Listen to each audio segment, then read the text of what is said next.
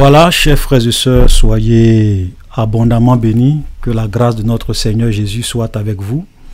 Aujourd'hui, nous allons faire une petite exhortation. Je ne veux pas que ça soit une longue vidéo, c'est juste une petite exhortation où je vais parler de l'évangile de prospérité. Voilà, c'est pour cela que le thème de cette vidéo, c'est les riches et les pauvres. Voilà, les riches et les pauvres. Quelle doit être notre attitude par rapport au concept de la richesse et au concept de la pauvreté? Ok, voilà. Que dit la Bible? Voilà. Est-ce qu'un chrétien doit obligatoirement être riche ou est-ce qu'un chrétien peut être pauvre? Voilà. Est-ce que lorsqu'on est pauvre, on est sous la malédiction? Voilà. Et que tout enfant de Dieu doit être prospère. Je parle de la prospérité matérielle, hein, je parle de la richesse matérielle. Voilà. Est-ce qu'un chrétien doit être riche? Et que si tu n'es pas riche, comme certains hommes de Dieu le disent, c'est que tu es sous la malédiction, tu es sous la pauvreté. Voilà, tu es sous la malédiction, pardon. Ok. J'ai déjà fait pas mal de vidéos sur ça. J'ai expliqué les choses. Si vous regardez, par exemple, déjà, je vous affiche à l'écran trois vidéos. La vidéo numéro 133. La vidéo numéro 103 que j'avais intitulé les mensonges de l'évangile de prospérité. Et là, je suis vraiment rentré dans la Bible. J'ai pris même les versets que les gens prennent souvent pour justifier l'évangile de prospérité, pour justifier l'évangile qui dit qu'un chrétien doit être riche, un chrétien doit être prospère matériellement, et que si tu n'es pas prospère, tu es sous la malédiction, tu n'es pas dans le plan de Dieu. Voilà, que c'est la volonté de Dieu pour nous, que tous ses enfants soient riches, soient prospères, soient dans le confort. Voilà, donc j'ai vraiment, dans la vidéo numéro 103, j'ai vraiment expliqué ces versets-là, pour montrer combien de fois souvent les gens vont dans la Bible, ils prennent des versets, ils tordent le sens des versets et ils enseignent des choses qui sont contraires à la parole de Dieu. Ok. Aussi la vidéo numéro 01. Donc je vous exhorte vivement à aller regarder ces trois vidéos au moins. Il y a beaucoup de vidéos, j'en parle, mais au moins ces trois vidéos pour connaître ma position, ok, avec des versets à l'appui concernant l'évangile de prospérité.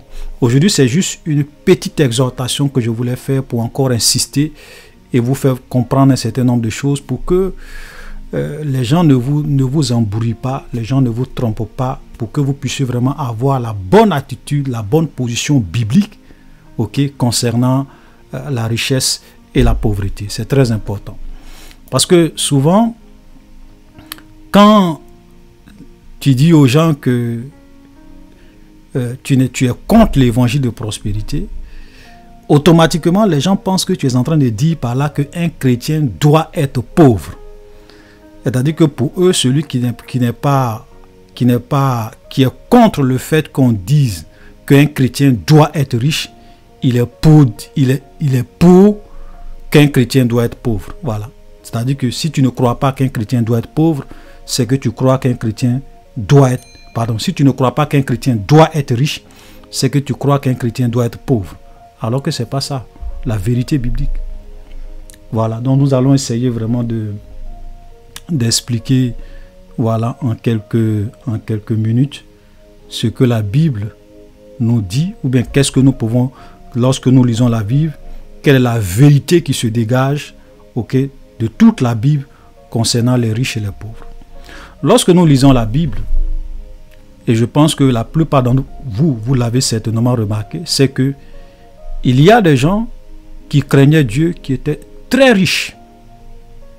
Des gens qui craignaient Dieu qui étaient très riches. Et vous avez aussi des gens qui craignaient Dieu qui étaient pauvres. Voilà. Voilà la vérité. C'est-à-dire que quand vous lisez la Bible, vous allez voir qu'il y a des gens qui craignaient Dieu qui étaient riches et il y a des gens qui craignaient Dieu qui étaient pauvres. Ok? Quand vous prenez par exemple Abraham, Abraham était très riche. Isaac était très riche.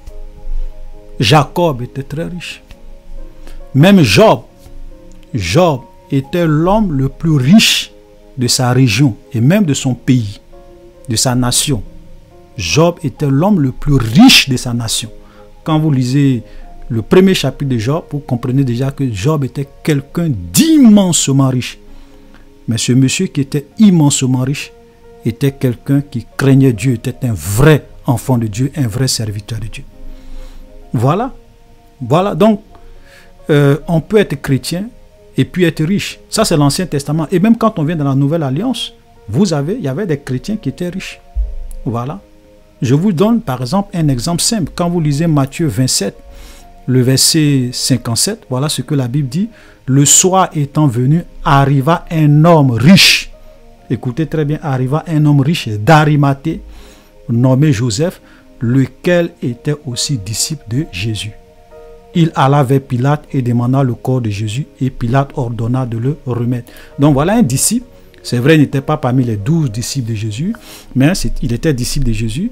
Il s'appelait Joseph d'Arimathée. La Bible dit que c'était quelqu'un de très riche. C'est lui qui est venu demander le corps de Jésus à Pilate pour aller le mettre dans un sépulcre.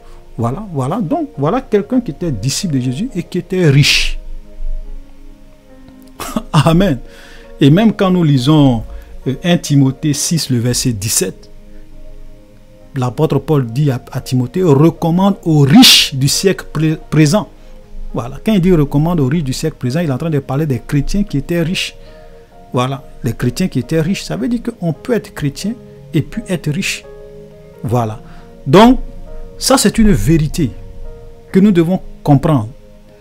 Mais ce n'est pas parce que vous avez quelques personnages bibliques comme ça, ou bien vous avez des chrétiens qui étaient riches, qui dans la Bible, que cela veut dire que tous les chrétiens doivent obligatoirement être riches. C'est ça l'erreur. Et c'est ça l'hérésie. Et c'est ça la doctrine des démons. Voilà. Parce que dans cette même Bible, il y avait des gens aussi qui craignaient Dieu qui étaient pauvres. Lazare était pauvre. Jean-Baptiste était pauvre. Ok? Les chrétiens de la Macédoine, ils vivaient dans une pauvreté profonde.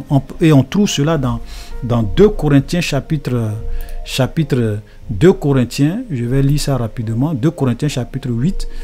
Nous vous faisons connaître, frères, la grâce de Dieu qui s'est manifestée dans les églises de la Macédoine. Au milieu de beaucoup de tribulations qui les ont éprouvées, leur joie débordante et leur pauvreté profonde ont produit avec abondance de riches libéralités de leur part. Vous comprenez? Leur pauvreté profonde. Donc voici des gens qui vivaient les églises, c'est même pas une église, on dit les églises de la Macédoine étaient dans une pauvreté profonde. Mais malgré qu'ils étaient pauvres, le peu qu'ils avaient, ils ont donné. Donc ils ont produit de riches libéralités. Mais ils étaient dans une pauvreté profonde. Vous comprenez? Donc ça veut dire que voilà des chrétiens qui étaient dans une pauvreté profonde.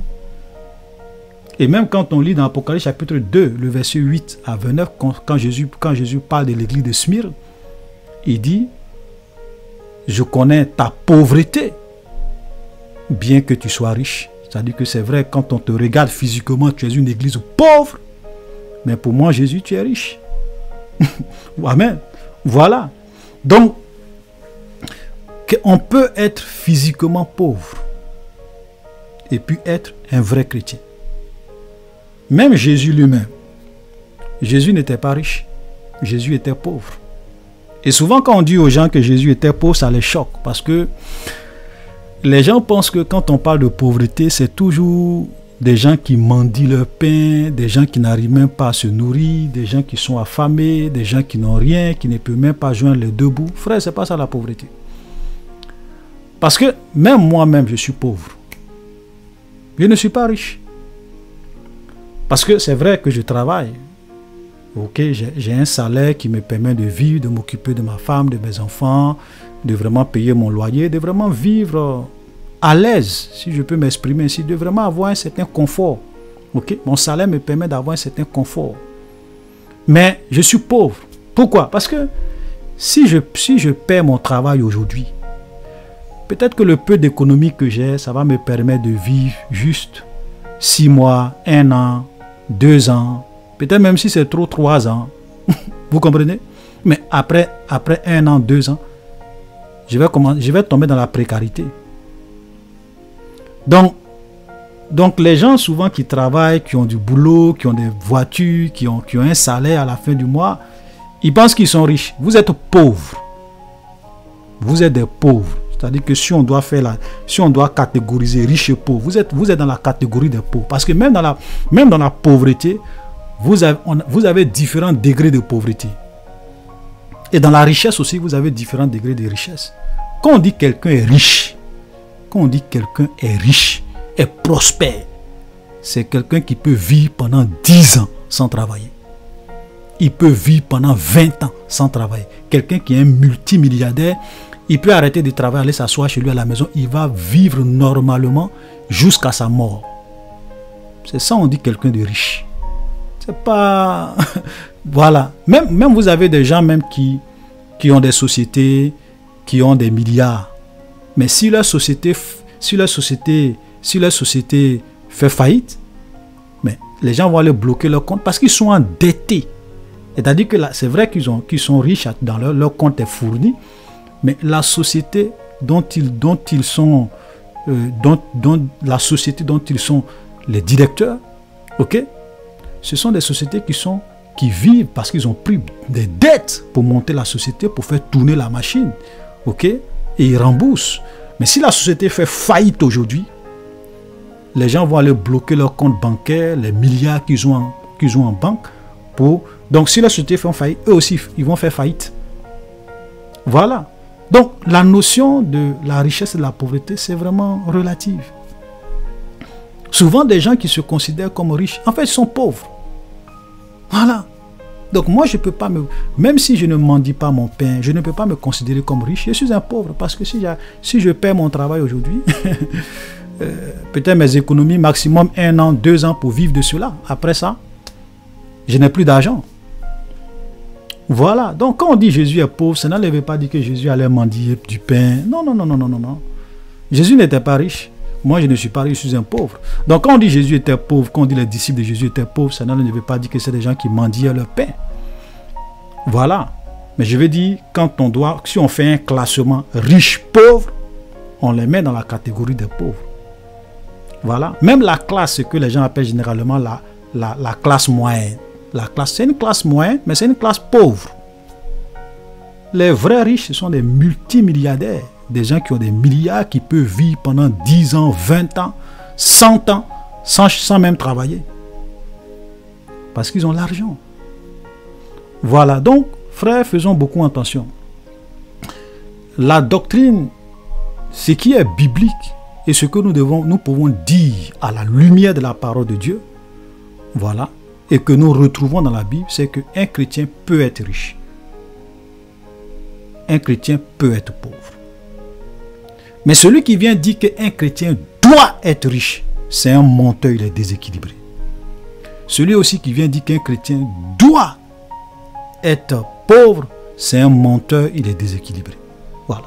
Donc celui qui dit qu'un chrétien doit être riche, c'est un menteur, il est déséquilibré. Celui qui dit qu'un chrétien doit être pauvre, c'est un menteur, il est déséquilibré. Parce qu'il y a une grande différence, c'est ce que j'ai dit souvent, entre est-ce qu'un chrétien peut être riche et est-ce qu'un chrétien peut être pauvre. Oui, un chrétien peut être riche.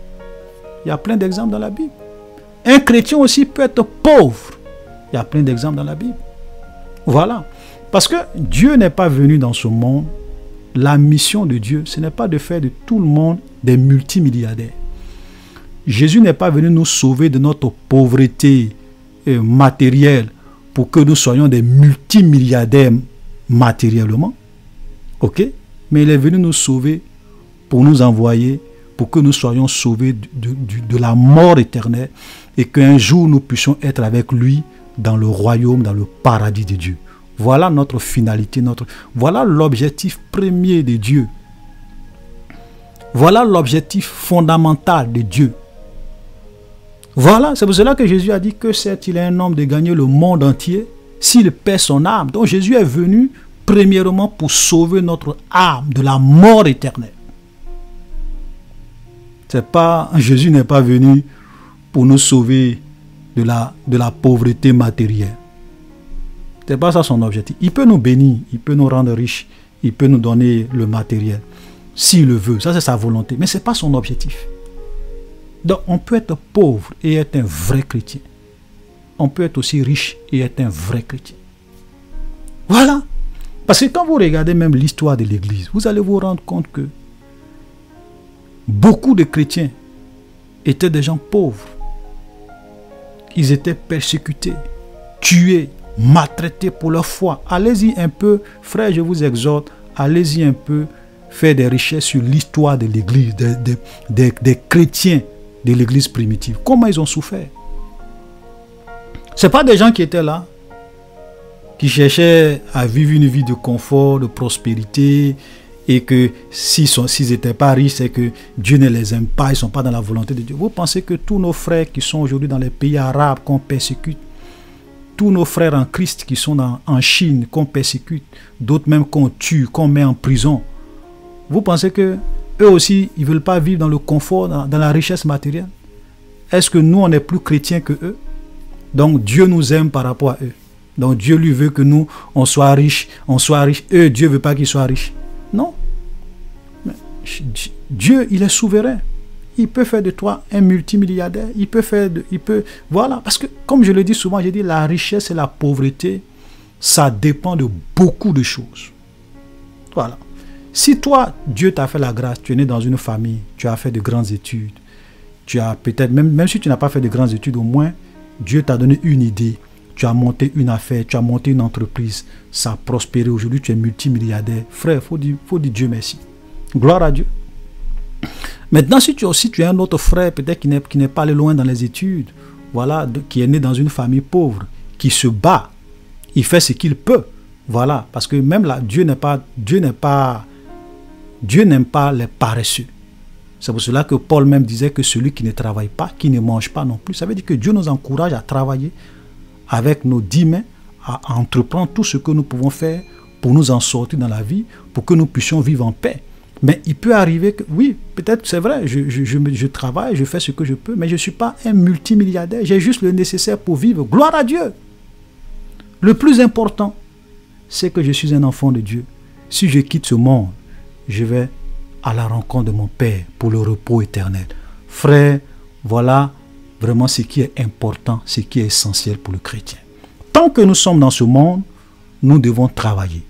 Nous devrons vraiment entreprendre si nous pouvons. Nous devons faire tout ce que nous pouvons pour vraiment mener une vie à la gloire de Dieu, s'occuper de nos femmes, de nos enfants. Ça, c'est normal. Mais venir dire que non, si je suis pauvre, tu es sous la malédiction, tu n'es pas dans la volonté de Dieu. Un chrétien doit être riche, un chrétien doit être prospère, un chrétien doit être grand, un chrétien doit être influent. Ça, c'est de la manipulation, ce sont des doctrines de démons. Et ça, je le dis avec force, sans hésitation. Des doctrines de démons. Parce que tout ça, souvent, ça vous pousse à vivre une vie de frustration, à vous plaindre de votre sort, à murmurer parce que vous n'êtes pas riche comme les autres. Et regardez ce que Paul dit dans 1 Timothée chapitre 6 au verset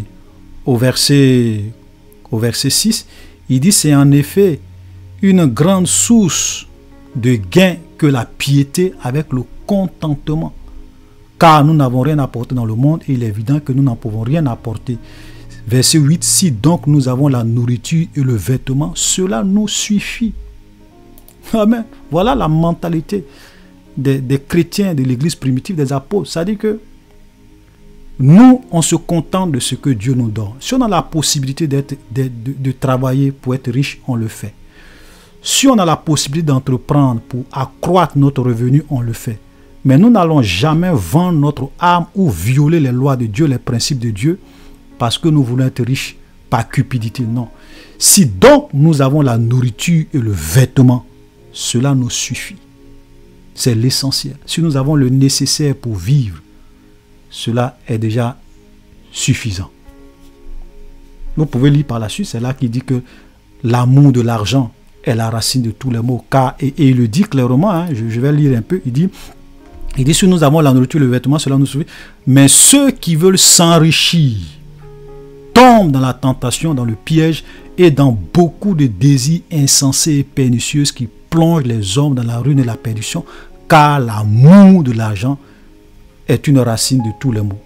Et quelques-uns, en étant possédés, se sont éloignés loin de la foi et se sont jetés eux-mêmes dans bien des tourments. Vous voyez? Voilà. Voilà. Vous savez, l'amour de l'argent. Parce que souvent, quand il ne dit pas que Dieu est contre le fait qu'on soit riche. Non. Mais il dit l'amour de l'argent. Ceux qui veulent s'enrichir par tous les moyens, même par des moyens détournés, souvent, ils finissent mal. Voilà ce que Paul est en train de dire. Et dans le même chapitre, vous voyez, c'est là qu'il dit, au verset 17, il dit « Recommande aux riches du siècle présent de ne pas être orgueilleux et de ne pas mettre leur espérance dans des richesses incertaines, mais de la mettre en Dieu qui donne avec abondance toutes choses pour que nous puissions en jouir. » Vous voyez, ça c'est la preuve que Dieu n'est pas contre la richesse. La preuve en est qu'il dit, c'est vrai que si nous avons la nourriture et le vêtement, cela nous suffit. Voilà, parce que nous n'avons rien à apporter dans le monde, il est évident que nous n'allons rien emporter. Voilà. Mais il dit, pour ceux qui sont riches, il faut leur recommander, ok, de ne pas être orgueilleux, de ne pas placer. Ça veut dire que dans l'église, on peut avoir des gens qui sont riches. Voilà. Et souvent, c'est Dieu qui nous donne en abondance pour que nous puissions en jouir. Vous comprenez? Voilà. Donc, il faut qu'on puisse avoir une position biblique équilibrée vis-à-vis de la prospérité. Voilà. Il y a des gens qui disent, oui, la pauvreté est une malédiction. Mais si vous dites que la pauvreté est une malédiction, moi aussi je peux vous dire que la richesse aussi est une malédiction. C'est vrai qu'il y a des pauvretés qui sont des malédictions. Il y a des gens qui sont pauvres parce qu'ils sont sous la malédiction. Mais si tu es enfant de Dieu, tu n'es pas maudit. C'est ça aussi qui est la vérité. Un enfant de Dieu n'est pas maudit. Mais quelqu'un qui ne connaît pas Dieu, quelqu'un qui vit loin de Dieu, le diable peut vraiment le frapper de pauvreté. Ça, c'est une réalité. Mais quelqu'un aussi qui vit loin de Dieu, il peut avoir une richesse qui est une malédiction. Attends, je vous pose la question. Quelqu'un qui tue son enfant pour être riche. Quelqu'un qui rentre dans des sciences occultes pour être riche. Quelqu'un qui va voir des marabouts, des féticheurs, des mystiques pour être riche. Quelqu'un même qui sacrifie, ok, des hommes. Ça dit que sa richesse est basée sur du sang pour être riche. Est-ce que vous pensez que cette richesse-là, c'est une bénédiction? Cette richesse, c'est une malédiction. Donc, de la même manière qu'il y a des types de pauvreté qui sont des malédictions, il y a aussi des types de richesses qui sont des malédictions. Même si le monsieur vit dans l'abondance, il ne sait pas qu'il est maudit. Voilà. Vous voyez? Donc, frère, soyons clairs là-dessus. Un chrétien peut être riche, un chrétien peut être pauvre. C'est cette petite précision-là que je voulais vraiment faire. Parce qu'aujourd'hui, malheureusement, les gens nous ont tellement doctrinés que on pense que l'évangile de prospérité, c'est un évangile qui est de Dieu. Tout le monde doit être riche. Tout le monde ne peut pas être riche. Impossible. Vous allez même dans les églises aux États-Unis. Il y a des riches, il y a des pauvres. Et quand je dis pauvres, ne pensez pas forcément que ce sont des gens qui mendient leur pain. Même moi-même, je suis pauvre. Je ne suis pas riche. Moi, je ne peux pas me considérer comme riche. Matériellement, je parle de matériellement. Alléluia. Donc, un chrétien peut être riche. Un chrétien peut être pauvre. C'est cette vérité-là que je voulais encore vous rappeler. Parce que souvent, quand on parle, il y a toujours des gens qui viennent faire des commentaires. Même quand j'ai la vidéo, j'ai une vidéo que j'ai publiée. Voilà, il y a un frère qui est venu me dire, ah, mais en quoi est-ce que c'est mal d'être riche? Mais moi, je n'ai jamais dit que celui qui est riche est en train de commettre un péché. Voilà. Moi, je n'ai jamais dit que le fait d'être riche, c'est un péché. Je n'ai jamais dit qu'un chrétien doit être pauvre. Voilà. Mais je dis qu'un chrétien peut être pauvre. Un chrétien aussi peut être riche. Il faut avoir une position équilibrée dans la vie. Parce que quand vous êtes déséquilibré dans la vie, vous allez souvent vivre dans l'illusion et dans la frustration. Et c'est comme cela qu'aujourd'hui, vous avez beaucoup de chrétiens qui vivent une vie chrétienne de frustration. Ils ne se contentent jamais de ce que Dieu leur donne. Ils sont envieux, ils sont cupides. Ils cherchent, ils cherchent, ils cherchent. Et ils finissent par perdre la foi. Parce que c'est ce que leur pasteur leur enseigne. Si tu n'es pas riche, tu n'es pas dans la volonté de Dieu. Tu es loin de Dieu. Un chrétien doit être riche. Un chrétien doit être prospère. Et comme souvent je le dis un peu de façon ironique, j'ai dit, mais eux, ils vous disent que vous devrez être riche, mais pourtant, eux, là, ils comptent sur vos offrandes, votre argent, vos dîmes, vos dons pour être prospères. Pourquoi ils ne vont pas dans les villages où les gens sont pauvres pour leur apprendre comment devenir des multimilliardaires? Pourquoi ils ne vont pas dans des villages pauvres où les gens n'arrivent même pas à avoir 500 francs CFA par jour pour manger? Pour leur dire, bon, à partir de rien du tout, je vais vous enseigner des principes pour que vous soyez des multimilliardaires. Pourquoi ils ne vont pas enseigner ça? Pourquoi eux qui sont riches, ils vous demandent tout le temps de l'argent? Donnez des dîmes, donnez vos offrandes, donnez, donnez, donnez. Pourquoi? S'ils connaissent les principes pour être riches, pourquoi ils n'appliquent pas ces mêmes principes pour être riches? Ils vous demandent l'argent. Qu'ils aillent dans les villages où il y a les pauvres, où il y a des gens qui n'ont même pas 100 francs CFA par jour, qu'ils aillent dans ces villages où les gens vivent dans la misère, dans la pauvreté, qui leur enseignent comment devenir des multimilliardaires. Vous voyez, tout ça c'est de l'escroquerie, c'est de la manipulation. Ils sont toujours dans les grandes capitales, où il y a les sociétés, où les gens travaillent, où les gens souvent ont des opportunités. C'est dans ces grandes capitales-là ils sont pour prêcher leur évangile de prospérité. Pourtant, dans les petits villages, les gens meurent de pauvreté, les gens n'ont pas grand-chose. Eux-mêmes, ils cherchent l'argent. Allez-y leur montrer vos principes pour être riches. Tous, la plupart, c'est de la manipulation, de l'escroquerie. Voilà. Faites attention. On peut encourager des gens à faire des affaires. On peut encourager des gens à entreprendre. On peut encourager des gens. Voilà. Mais même quand on encourage des gens pour faire quelque chose, il faudrait que ce qu'on enseigne soit conforme à la parole de Dieu. Il ne faut pas aller au-delà de la parole de Dieu. Voilà, un chrétien doit être riche. Vous devrez prospérer. Vous devez régner. Manipulation. Où c'est écrit? Les chrétiens de la Macédoine étaient pauvres. Lazare était pauvre. Jean-Baptiste était pauvre. Jésus lui-même était pauvre. Ses disciples étaient pauvres. Ils n'étaient pas des milliardaires. On parle de quoi? Chers frères et sœurs, soyez bénis. C'était juste une petite exhortation. Parce que souvent, je pense qu'il faut qu'on répète les mêmes choses pour que les gens finissent par comprendre la vérité et qu'ils arrêtent de se faire manipuler. Voilà, soyez bénis et à la prochaine.